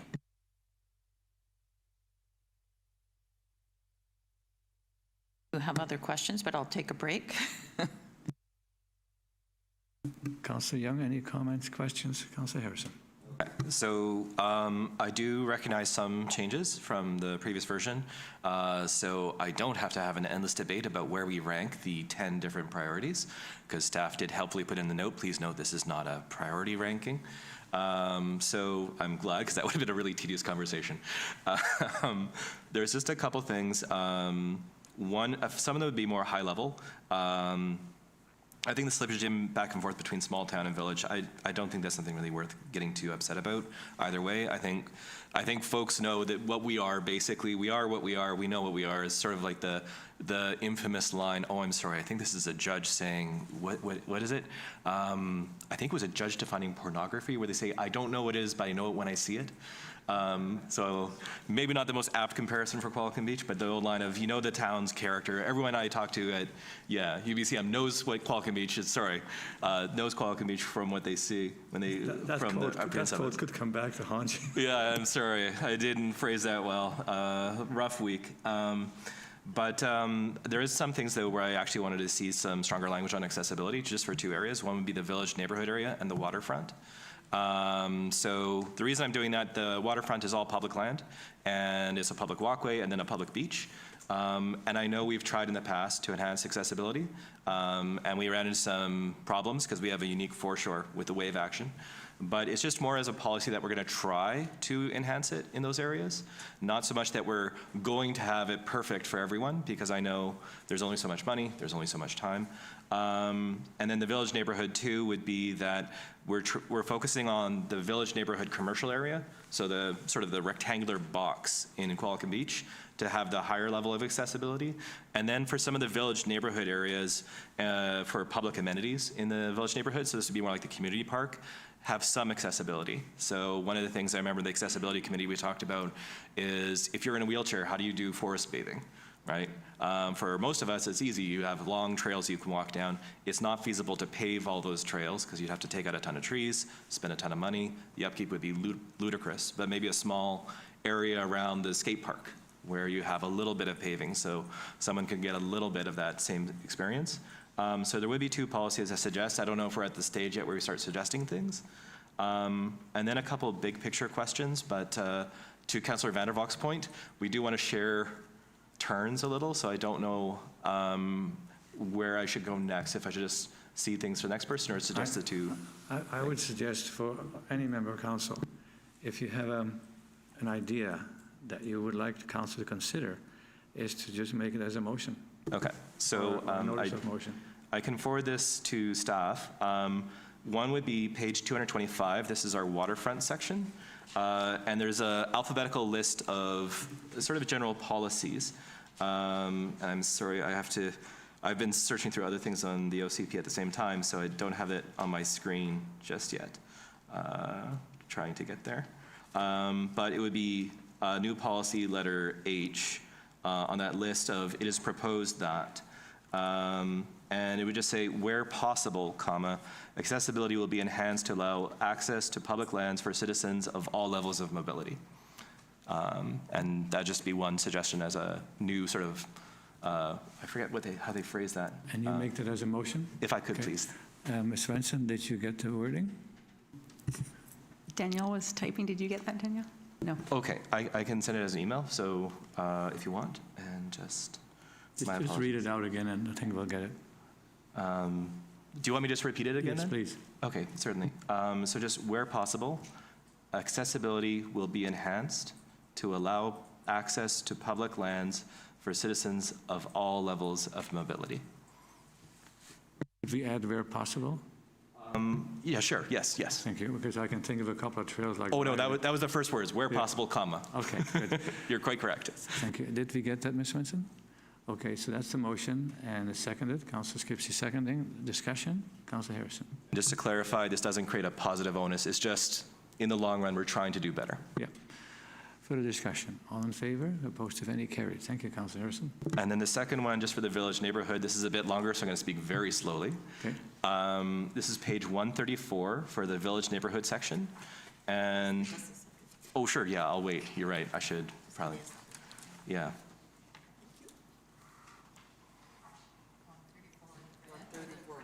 134 red, I think. Sorry. You're right. It's been a really bad week. Come on. My apologies. Trying to find village neighborhood in the PDF because I was away at a conference. I don't have a paper copy, so everything's on a computer. It might be the black, actually. My sincere apologies on that. But it is the village neighborhood section.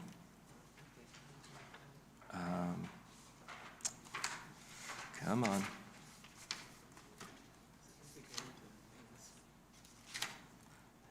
Dear.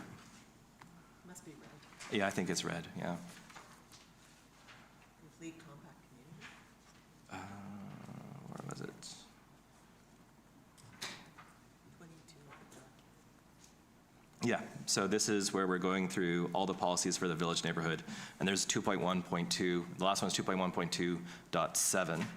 So this would form 2.1.2.8. And it would just be, the town shall strive to enhance accessibility in the commercial areas of the village neighborhood and improve accessibility where possible for public amenities in the village neighborhood. And again, huge caveats. For sure. And my apologies for staff for not sending emails. Could you repeat that one more time? Absolutely. So just the town shall strive to enhance accessibility in the commercial areas of the village neighborhood and improve accessibility where possible for public amenities in the village neighborhood. Thank you, Councillor Harrison. Did you get that, Ms. Svensson? So was that seconded? I'll second it. Discussion. I think it speaks for itself. The one thing that I think has been an issue for many people walking, especially with walkers, but anyone walking on our sidewalks, is the damage that is being done by tree roots and create many stumbling hazards. I know several people who have tripped and fallen. So one of the biggest issues for safety and for people to get around is the uneven sidewalks. And I'm not sure if we can attack those and say, let's make that a priority and make sure the sidewalks are better, safer for those with walkers or other disabilities. So I think I don't need to make an amendment to your motion, but I think that's one of the biggest concerns I've heard. Ms. Varela?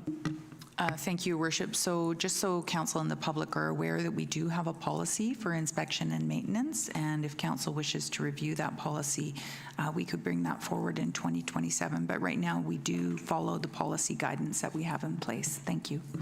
Thank you. So on the motion, Councillor Harrison. Sorry, and just to that too, I do know in the past staff have given presentations, it might have been in the previous term. My apologies, it's been a while, but it's pretty detailed on the level of care they put in. It's hard to do perfect, but they do very, very well. And I know too, there was another issue once where we had a hedge right by Town Hall, right on the corner of Primrose and First, which had grown quite high. And I was walking by, and I was actually just after an accident, and someone in a wheelchair had been hit because their flag was hard to see, and their wheelchair was covered by the hedge. So within a couple of days, staff trimmed down the hedge and took care of things, and the person in the wheelchair was okay. It was just a very scary bump, and they were knocked off. So, you know, I do want to recognize staff do a lot of work already on this in our downtown core, and also too, there are some interesting initiatives from Access Oceanside. One thing we haven't done yet for our town, they're doing it more in Parcel, which I think is a neat idea, is that there's an independent rating sort of mechanism where you can get a sticker on your door, sort of like the Chamber of Commerce stickers. This is more for the public benefit. Sorry, Your Worship. But it's sort of a neat idea. And if it's a very accessible store, you get a better sticker. And it's something that they were talking about our chamber might want to look at in the future. But I know my mom and dad both have walkers, and most stores, the staff are great with opening doors. But things like how do you access the small business? How do you park? How much parking we have for folks who can't move very, very well. There's a lot of things to think about, but yeah, this is for a future day. But sorry, the real point was just to say staff do a good job, and there's some really neat things happening in our area. Okay, we'll take that. Further discussion. All in favor? Opposed? Carried. Thank you. Councillor Skipsey. I just have one comment that otherwise I'm looking forward to hearing from the public on December 3rd. But we did have a recommendation that under section 2.2, the sustainability and greenhouse gas emissions reduction section, that we reference the urban forest master plan and the community climate change adaptation plan.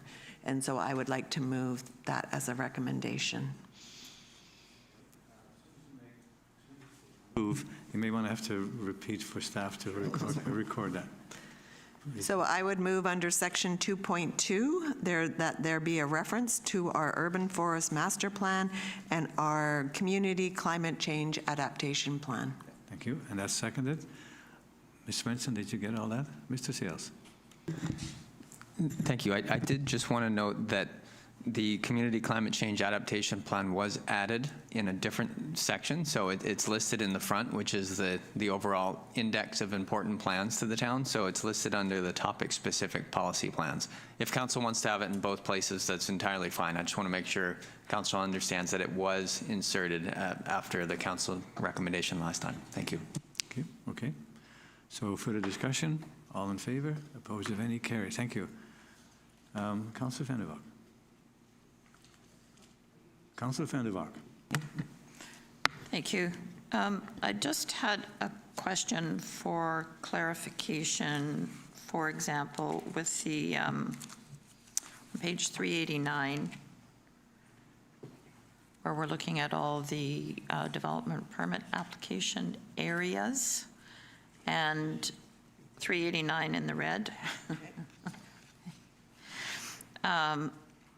The term or the phrase establishment of objectives for the form and character of commercial, industrial, or multifamily residential development is in each of these, almost each of these DPA areas.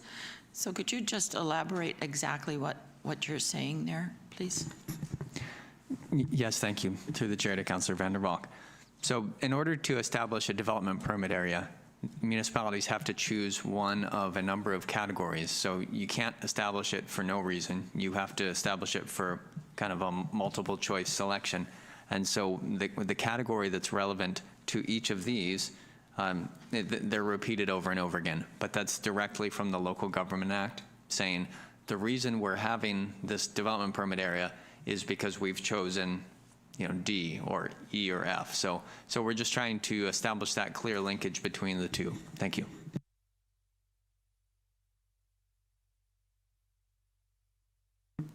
Okay, so if I might, then in the DPA C2, which is light industrial, we've got establishment of the objectives for the form and character of commercial, industrial, or multi-industrial, or multi-family residential. So you're not specifying which at this point. You're just saying this is why it's a DPA, because it could be one of those uses? Thank you. Through the chair to Councillor Vander Valk. So that's a direct quote from the Local Government Act. So we're just taking the categories from the Local Government Act. So in other words, the Local Government Act says if form and character is important to you and you're going to apply it to a commercial, industrial, or multifamily area, then you should choose F, right? So in other words, it's the same selection whether the development permit area is being used for one or the other. But if you look at the actual development permit area guidelines that the town has drafted, that specifically refers to whether it's industrial, multifamily, or commercial. So this is the general category that we're using to justify the fact that the town has it in the first place. But then you look to the development permit area guidelines to find out exactly what the guidelines are. Thank you, Mr. Sales. Okay. So then, speaking in terms of, for example, the light industrial area, in the documents it talks about the light industrial area that exists in town needs to be revitalized. And I'm not quite clear what is meant by that term, like how would it be revitalized, and do we have those kinds of decisions made at this point? Thank you, through the chair. There are a number of policies that address the light industrial area and address everything from the street frontages to form and character and the ways that the buildings interact with the street. So there are policies that currently address it. The kind of higher level comment would simply be that we didn't really review the form and character guidelines for light industrial, and we also didn't spend a lot of time reviewing the actual light industrial designation in the OCP. So I'm explaining the form and character guidelines because it's important to know how the format has slightly changed from the previous iteration of the OCP. But long story short is we just didn't change the actual content. It's just slightly reformatted.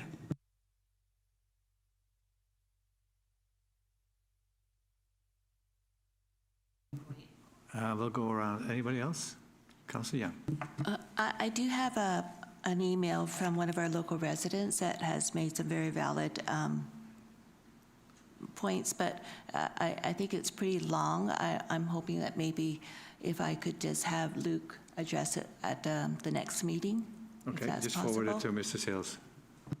Thank you. Councillor Harrison. So yeah, there was one email, well, there's several things, but to be a little bit more high level with the rest of these, page 146, we have a section called Natural Resources. In part 2, I think it's 2.5, is natural resources. Someone sort of sent an email saying, well, why do we have this? Which is actually a pretty fair question. Because we don't do a lot of, we don't export gravel, we don't do a lot of silviculture. But the other point too is that if we didn't have the section altogether as a hypothetical, silviculture is a recognized use in the Agriculture Land Commission Act for ALR land. So that's the only way forestry would really happen. And the ALR Act is very specific at all times that it overrules all things we want to do as a local government. So I'm sort of wondering, do staff feel that if we could migrate some of these to other sections that make it a good idea, or should we just leave this as is? Just because this isn't really our local economy at all, really, at this stage. We don't do a lot of primary resource extraction in town. So I'm just sort of wondering about that. Is this something where, for some of these things that commercial resource harvesting within town, Qualicum should be on the current scope, would that be like maybe an environment section, or should it just be a standalone sort of resource extractions section? Thank you. Through the chair to Councillor Harrison. Official community plans are required to have a section that addresses natural resource uses such as gravel extraction or timber harvesting. It doesn't have to be a standalone section, but for simplicity, I think it's probably most effective to leave it as is. Thank you. And the other comment from the citizen with the email was, well, why are you calling it natural resources when these are more business uses? And I know the individual in question is a very strongly oriented environmentalist, so I don't know if it's like a wording thing. I'm not too concerned about it, because I don't think anyone's confused that this is the town's approach to how we protect our natural resources. But that was sort of the comment, one of the comments she made is the applicability more broadly. But to your point, if it has to be there, then it has to be there. And then also to just the title of the section. If it's maybe something that's I don't know, I don't want to wordsmith, so just as a comment, and I know this is only second reading. Yes, and the focus was on housing. This stuff has been around forever, and we did have some logging by the airport. So there is been some harvesting. We used to have a sand pit, so there's different things. Let's not get bogged down over these types of details. Look at the big picture. Councillor Skipsey.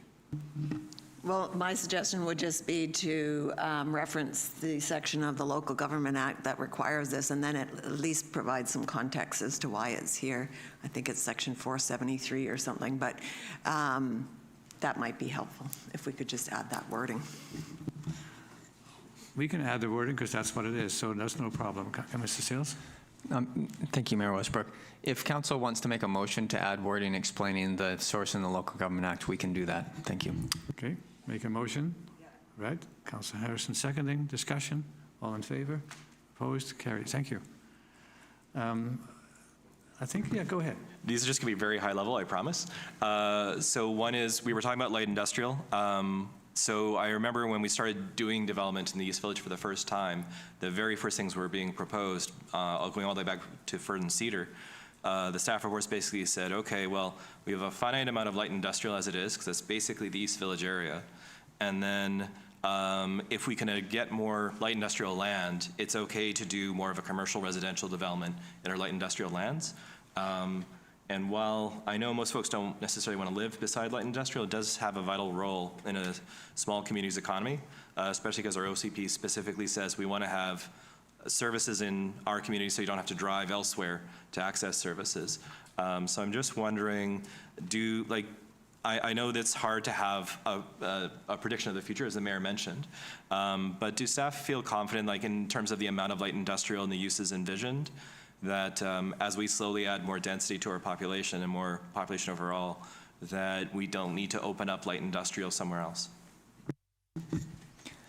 Thank you. Through the chair to Councillor Harrison. The need for light industrial it does exist, and it drives a lot of economic activity and provides services used by our residents. So I do think that there will need to be a discussion at some point in the future trying to balance, light industrial or some areas municipalities refer to them as employment lands because they do drive a lot of employment. It's not possible at this time to say whether the town has enough, but I do think it's something that should be kept on the radar, essentially monitoring the amount of light industrial. At one point, the airport was identified as a target to start moving light industrial out there. Unfortunately, that was taken off the table, out of the town's control.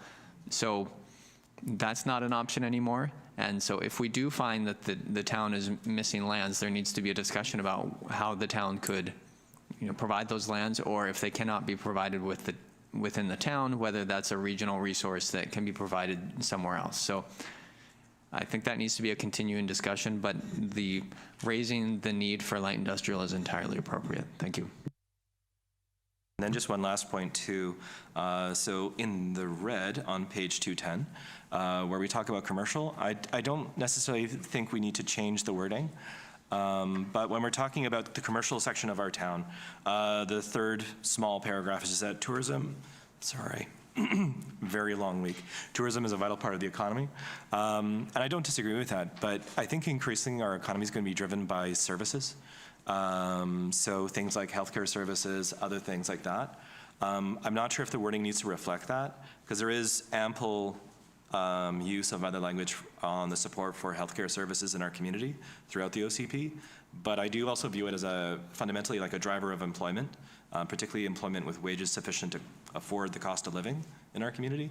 So I don't know how staff feel if that's something that we should be looking at in the commercial section, or if because to be clear, there are multiple references that the town supports in the development of healthcare facilities, et cetera. But I was just thinking in the economic section as well for commercial lands, because we are starting to see some redevelopment that involves healthcare throughout, well, both the downtown and surrounding areas. Thank you. Through the chair. If council wants to highlight the importance of healthcare facilities, that could be added as a standalone policy. Every section in the OCP has introductory wording, in terms of just setting the context for the goals and policies, but the introductory wording is not a policy in and of itself. So to some extent, these introductions could be shortened because they don't actually contain any policy. So if it's important to council to specifically identify commercial or healthcare uses in this area, then it could be a standalone policy. Well, I would suggest that's probably not necessary, because there's so many references throughout our OCP to the town supporting healthcare facilities in multiple sections. So I don't think it's necessary at this time. I was just sort of curious about flagging the language around what council views as the main drivers of the economy, because, forgive me, right now it's primarily real estate, unfortunately. And then secondly, it would probably be public services would be number 2. And then tourism probably number 3 at this point, actually, as actual economic drivers. So I think staff have adequately explained why that's not necessary. Thank you, Your Worship. Thank you, Councillor Harrison. Councillor Vander. Thank you. Just adding to Councillor Harrison's comments, it's a little unfortunate that we have been undertaking an economic development study, and unfortunately that's not ready yet, but that might give us some direction in terms of the commercial uses and the economy of the town. Suggestions for that. I did want to comment on page 394 in the red on 3.4.2, which is a change that was added, and it does talk about healthcare facilities. The town supports, what was added is the town supports the development of a primary medical facility and or a multi-practitioner facility on George Jones Street on the land designated as Village Institutional on map schedule 2.2. I think it may be important to have people understand that that land was given by the town to Island Health to be used for a facility of some form for the public, for Qualicum Beach. So I don't know if we want to mention that at this point, but that definitely the town does support development. I don't know that it has to be a primary medical facility. It could be more a memory care, but some kind of healthcare facility, and that the town has given the land to, for $1, I think it was, to Island Health. So definitely the town does support that kind of facility and does support healthcare. Yes, it happened in the early 90s, and we sold 9.5 acres for $1 to what, a different name, but Island Health essentially. And what was hoped, because the building that's there now, the Eagle Park facility, was designed to be mirrored, basically doubling the number of beds that they have. That the capacity for infrastructure was there, and the land obviously was given. So that was the hope, that we would double the number of beds for care that's there provided. But the province has never taken us up on it, except we built the ambulance station there as well. So that is always in the works, and I think every council since then has been pushing the province to do something with that land to advance healthcare. But that was the original design, is to double the number of care beds, and we heard a lot about care beds, and these would be subsidized. This would be for non-for-profit, would be a provincial-run facility. So I'm not sure if we need to add all that. I think it's a bit of history and background, but I think there's so much in the OCP already, and it's a big binder now, that I think we can go with what was there. Councillor Vander. Well, I would like to have somewhere it indicated that the town has essentially donated that land, and that we are looking at, or have for many years, looked at healthcare in the community. So if the rest of council doesn't think we should mention that that land is available, and through the auspices of the town having essentially donated it 30-some years ago. But I think it's important for people to realize that, because a lot of people don't understand that. If I just want to finish up on that, I would suggest a motion that we include some of the background on the land that was provided for $1, 9.47 acres for $1, for additional healthcare services. I think if you put that in there as a motion, then that makes it clear for direction. So you make that as a motion? Yes, I'll make that as a motion. Thank you. Ms. Swenson, is that clear? Okay, has been seconded. Discussion. Councillor Harrison. What I was just going to suggest is on page 136, we have a policy which specifically says the town shall encourage Island Health to further utilize their land on Jones Street to improve health services in Qualicum Beach. Yeah, but this is kind of the history. That, hey, yeah, I was just saying that would be the place we'd insert that, just a little phrase like originally gifted by the town or something. But if we want to do it here too, it's, it's all the same. Yeah, and it doesn't hurt to repeat that. The mother of knowledge is repetition. Repetition is the mother of knowledge, so have it in different categories. And we've done that in other sections where we talk about our goals in I don't know how many ways. Okay, so that's the motion. Ms. Svensson, did you get that? Okay, further discussion, all in favor? Opposed, motion carries. Thank you.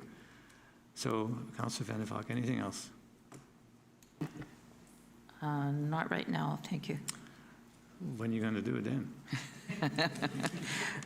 Well, I'm trying not to be the detail. I think that'll suffice. Thank you. Thank you. Councillor Harrison. And just one last big picture comment. I know right now our OCP is set up to have the broader discussion of everything else in the next term. Is what's supposed to happen.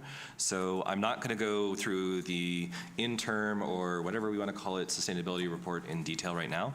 Just point out that the one thing I noticed when I read through it for the previous meeting was that I just suggest that when we're going through all of this in the next term, we really want to focus on things like embodied carbon, life cycle greenhouse gas analysis, emissions, sort of like that cradle to the grave approach, looking at emissions. So for example, if you have a building that's 5 stories and it's made principally out of wood, Has a much, even if the energy efficiency is identical to a concrete and steel building, it is much, much more environmentally friendly to have that wooden building because of all the greenhouse gas emissions to make the cement and the concrete and the steel. So there are some excellent points already. I don't think I really need to go over it too much. Just when we're going forward in the future, just the sort of metrics we'll be looking at. But this is just a very high-level comment because I don't think there's any change that's really applicable. And again, this is something that we're going to be doing in the future, Council. So I don't think it serves us well to try to wordsmith that now when we're going to be doing that in the future. Just more a comment for the public benefit, that we don't just look at a point in time of our emissions, but we look at all the stuff that went into making what we're doing as well, because that also too has an environmental impact. And when we're looking at sections like green buildings, I'm sure we'll have some iteration on that too, but just, I was debating having some language about encouraging wood over cement, because even though I voted for East Village, there's some aspects about the exterior on the ground level which I'm not thrilled about. But I think that's a bit outside of my bailiwick and outside of this process. So I'm just flagging that. But I think as we start having these discussions about green buildings, I don't know if council, that'll be a time when we have a council decision. Do we feel comfortable with what we have? Or do we want to be more granular with what we mean by green buildings? I'll also point out that Councillor Young and I think Councillor Young was in the plenary when we had the architect for tall buildings, and I was like, oh, well, this is really inappropriate for the town, because it was basically a skyscraper discussion, but it showed a lot of examples of architecture which are too big for our town, but some of the principles of the inclusion of green space throughout the building, having small gardens on top of a building on the roof where residents can climb up, and there's an access to that, and you can sit on a patio essentially on the roof of a building surrounded by trees and vegetation.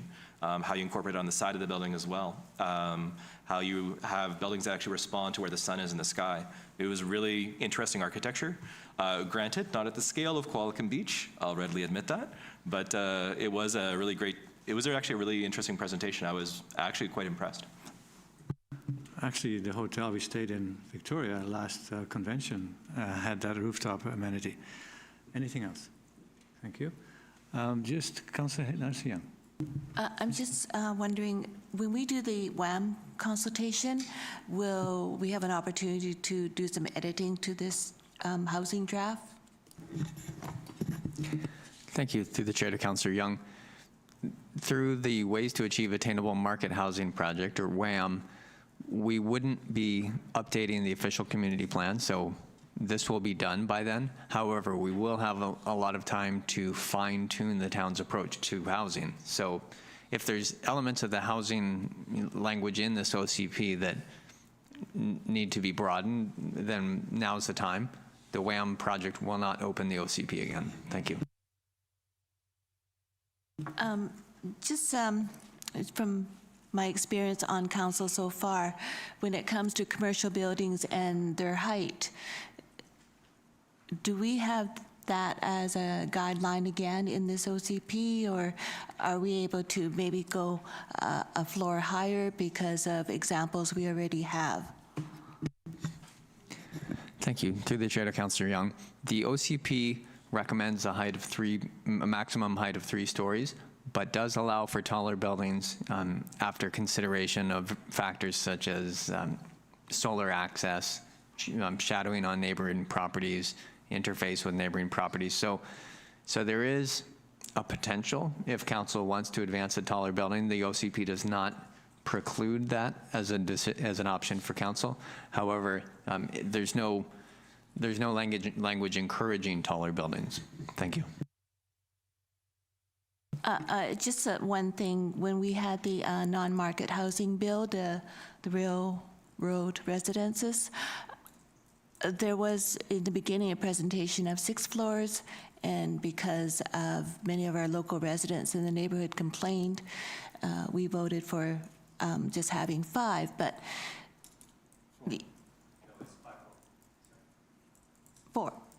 four instead of the 5.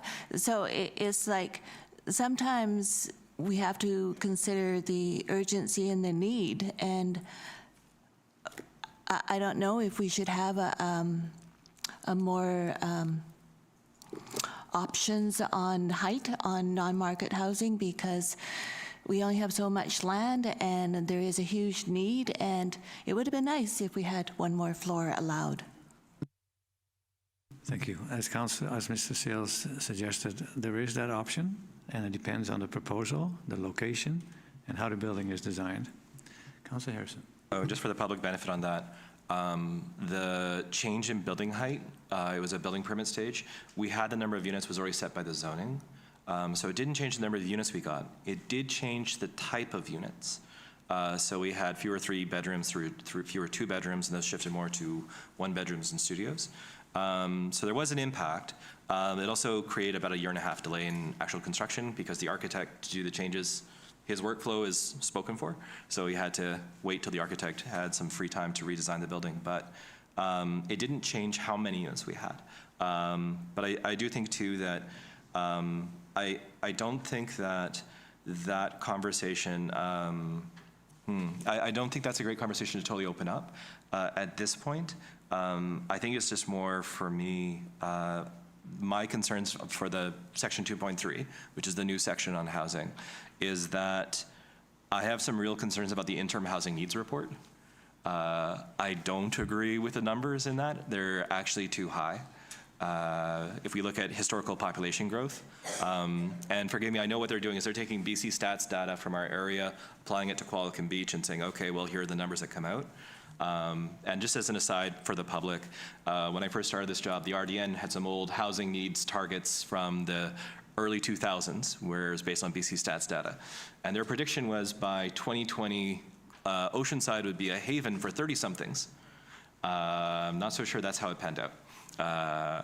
But the reason I'm just sort of highlighting that is that I think it's addressing the wrong need. And what I prefer personally, and staff can correct me if this is a terrible idea, I like to look at historical census data of our population growth and just have small sections of population by 10, 15-year groups and keep the lines as a straight line. And if those lines are a straight line, if basically the growth is the same as it was in the last 5 or 10 years, how many units are we going to need? What kind of age group are we going to be looking at? And you sort of get the sense of, okay, well then, do we have the housing to meet that long-term need? I thought this document is, because again, 726 units in 5 years. Okay, so 726 divided by 5, 140 units a year. That's a lot. Also said half of them are single-family homes. No, respectfully, no. If there's anything we need, it's for folks to downsize. So patio homes, smaller units for folks to move from single-family homes to smaller units. So I just wanted to flag it. Like, I understand the province has a consistent methodology. I just have huge problems with this housing needs report because I think it's setting us up to be in a position where we're at loggerheads with the province. And even as a housing advocate, I can't support the targets they're setting. Thank you. You raised some very good points, and we have all struggled with how we comply with the province and the mandates that we've been told to follow. Councillor Vander. Thank you. Well, following up a bit on that, I think it's important to say that we have, I believe, with the OCP Review Steering Committee, we've tried to look at what kind of housing we need in Qualicum Beach.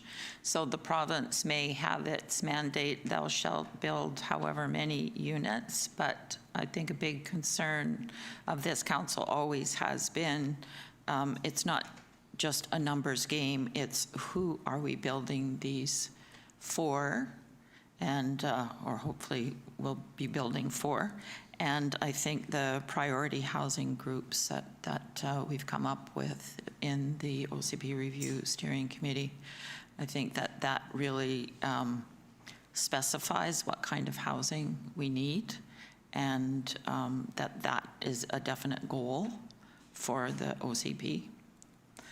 Having said that, I do still have, I'm still not comfortable in terms of the East Village was mentioned, and I did have a question at the last review of the OCP, or reading of the OCP, and I'm just not comfortable if there are questions that we haven't been able to answer in this OCP review that won't come up until the next 5-year review.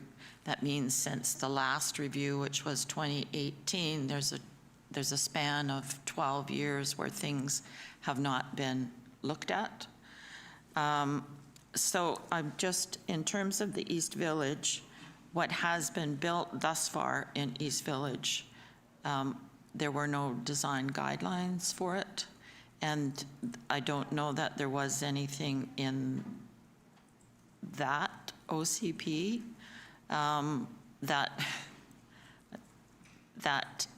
specified or gave direction in terms of the rest of the East Village.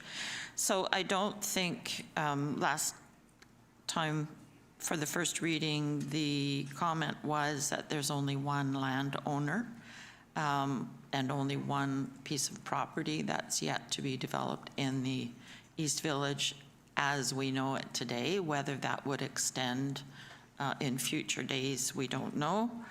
But I really would like to see some kind of discussion around what the East Village would look like. And I don't know when it's appropriate to do that, if not in this OCP document. Mr. Sales. Thank you, Mayor Westbrook. So given that there is one property left that remains undeveloped in the East Village, at this time, staff don't recommend going through the public exercise of developing design guidelines. There's only one property that they would apply to. So at some point in the future, council will be receiving a zoning amendment application for that property specifically. So I think that is probably the appropriate time to see how what's being proposed fits in with the other properties in that area, and maybe even more importantly, how it fits with the streetscape that was, led by the town. And just for context, when the East Village concept was developed, the quality of the streetscape and the pedestrian-friendly kind of nature of it, that really was the primary driver and objective for the town, was to make a space that had really wide sidewalks, that could be closed off for special events. There was a real commitment to making areas for healthy trees, right? So there's like enormous tree wells under those trees so they can grow up big and healthy. So I just want to provide that for context, because it's important to know that what happens on the private properties was one part, but what happened on the public land, which was a town initiative to design it that way in collaboration with the property owners, that public realm is just as important or more important for the overall concept of the East Village. Thank you. Okay. Thank you. Anyone else? Councillor Harrison. Sorry, just one last point. I missed something in my notes on page 119 where it's referring essentially the town's CAC policy. And it basically says the town shall, where is it? Something about how the town shall, when there's upzoning, the town shall get some of the value. The town shall pursue voluntary amenity contributions for developers as means of sharing this land value to increase with the community. But I just point out, like, our CIC policy is a lot more nuanced than that. There are certain areas where it doesn't apply. There's certain types of developments where it doesn't apply. So I just wanted to point out that maybe the language should more closely resemble the policy itself, or just refer to the policy explicitly. Because I know there is another point where it refers to that in our list of policies. This policy, was it 3811 or something like that, I think, is the CAC policy. But that's just my only point, is that 1.2.4 is much more aggressive than our actual policy is. And so I think it might be something where, unless we amend our CAC policy to basically say we will always get uplift, there's basically no exceptions, I think if we don't change it, we might want to change the wording in 1.2.4, and I do not want to wordsmith whatsoever. I just wanted to point that out, that there's a little bit of a gap between the two, where the wording in the OCP is a lot more aggressive than the actual policy itself. Thank you, Councillor Harrison. Anyone else? I have one very important addition I'd like to make. No, I had a whole bunch, but they're being covered. And one is on page 370. This is on your, 380. And I would like to add pickleball. We got all these different lawn bowling, Milner Gardens, dog off-leash areas, golf, all that. Pickleball has been in the forefront lately, quite a bit, and we're looking actively in providing for pickleball courts somewhere. So I thought that would be an appropriate place to add the word pickleball. So thank you. It's been moved and seconded. All in favor? Opposed? Carried. Thank you. Anything else? On that happy note, on the motion that was passed, was moved and seconded as the first one. All in favor? Opposed, if any? Carried. Thank you. Number 2, that zoning bylaw number 900, 2018 amendment development permit area guidelines bylaw number 900.08/225 be read a second time. Councillor Skipsey, Councillor Harrison, discussion. All in favor? Opposed, if any? Carried. And then that's council direct staff to schedule a public hearing, and that would be on December 3rd here at the town hall at 10 o'clock. Councillor Vander, Councillor Young, discussion. All in favor? Opposed, if any? Carried. And that council receives the interim sustainability plan. Councillor Skipsey, Councillor Vander, discussion. Councillor Harrison. Just 1.2, the interim sustainability plan mentions the town aspires to be the best on the island. Having just attended the housing conference, I just want to point out that we do have some competing interests. And one of the things I wanted to raise, sorry, I had a bunch of things this morning which I could not get out of, and I had to be late.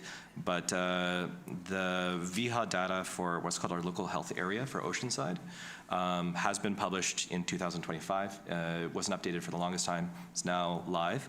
So you can go onto VHA's website, look at a whole, well, it's about 15 pages worth of healthcare data for outcomes in our area. But one of them is percentage of renters spending too much money on their rent. And our area is the worst of all of VHA. We are one of the worst communities in all of North America, actually, for that metric. Not just Canada, all of North America. Worse in New York City, worse in Seattle, worse in LA. It's pretty, when I actually could do the comparison. So I just think when we say we want to be the leader in one area, I still think that there are multiple priority areas, and I think doing better is absolutely something we need to do and be responsible. I'd like to be ahead of just the bare minimum. I think we can do better than that. I just caution against this. If you have a view where it's sort of like this is the only thing, and we try to be the very best at this, well, at what expense to other issues where we're trying to prioritize? Because after a certain point, the cost to get incrementally better sort of goes up a little bit, and then we're losing out funding for potentially other areas. So I'm not saying it's wrong to aspire to be the best you can be. I'm just saying maybe don't try to do that at the expense of other things, is the point I was trying to make. Thank you, and you made that point well. Thank you. So on the fourth one, we had a move and a second, Ms. Swinson, for the discussion. All in favor? Opposed, if any? Carried. That concludes the council meeting for today. Thanks everybody in the gallery for your patience, for staff, including Ms. Coates, who is left, but pass on my appreciation for the work she did about the committee structure and the policy. Thank you, staff. This has been a ton of work, but we're getting it. Thank you, council, and especially the previous meeting. Motion to adjourn. Councillor Young, Councillor Vander, all in favor. We are adjourned. Thank you.